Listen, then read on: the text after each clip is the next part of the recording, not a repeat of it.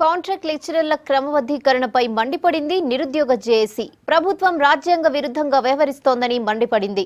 వెంటనే లెక్చరర్ల రెగ్యులరైజేషన్ను ఆపాలని డిమాండ్ చేశారు నిరుద్యోగ జేఏసీ చైర్మన్ మానవతారాయ్. ప్రభుత్వ చర్యలకు నిరసనగా ఈ నెల 22న రాష్ట్ర వ్యాప్తంగా ఇంటర్, డిగ్రీ కాలేజీల బంద్ నిర్వహిస్తున్నట్టు ప్రకటించారు.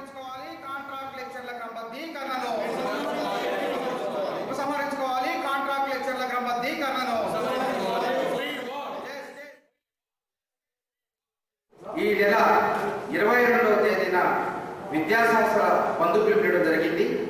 OU JAC, TS JAC, Telangana విద్యార్థి నిరుద్యోగ జేఏసీ, ప్రైవేట్ లెక్చరర్ల సంఘం మరియు తెలంగాణ గ్రాడ్యుయేట్ సంఘం, తెలంగాణ బహుజన విద్యార్థి వేదిక, తెలంగాణ ముస్లిం మైనారిటీ విద్యార్థి వేదిక తరఫున జేఏసీగా అందరం ఏర్పడి ఈ బంద్ కార్యక్రమాన్ని జయప్రదం చేయాలని పిలుపునిస్తున్నాం. రాజ్యాంగం కాంట్రాక్ట్ లెక్చరర్ల